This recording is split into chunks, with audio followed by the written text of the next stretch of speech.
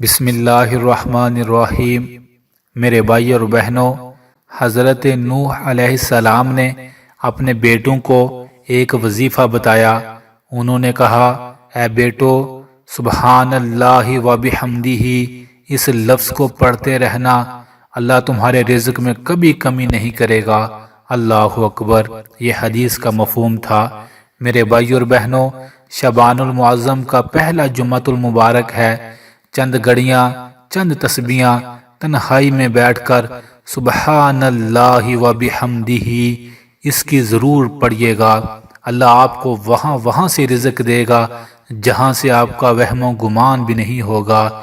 اگر آپ کا رزق زمین کی 7ویں تہ میں بھی ہوا، اس وظیفے کے پڑھنے سے اللہ آپ کا رزق وہاں سے نکال کر بھی آپ کو عطا کر دے گا۔ اللہ اکبر۔ میرے بھائی اور بہنوں، سبحان اللہ وبحمدہ جو بندہ زیادہ سے زیادہ پڑھتا ہے، میرا رب اس کے سارے گناہوں کو معاف فرما دیتا ہے۔ اللہ اکبر۔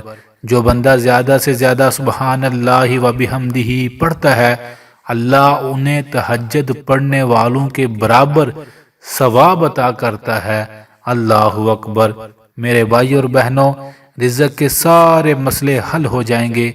آپ روزانہ چلتے پھرتے، اٹھتے بیٹھتے حضرت نوح علیہ السلام کا بتایا ہوا وظیفہ اپنے بیٹوں کو سبحان اللہ وبحمدہ، سبحان اللہ وبحمدہ اس کو پڑھتے رہیں۔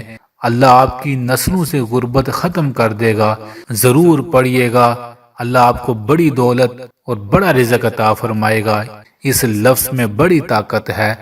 آخر میں ان تمام بھائیوں اور بہنوں کے لیے دل سے دعا ہے جو کمنٹس میں دعا کا کہتے ہیں، جو نہیں بھی کہتے۔ اے اللہ کریم، جمعۃ المبارک کی بابرکت گھڑیاں ہیں، ہر انسان کے ہر غم اور پریشانی کو دور فرما دیجئے۔ آمین آمین۔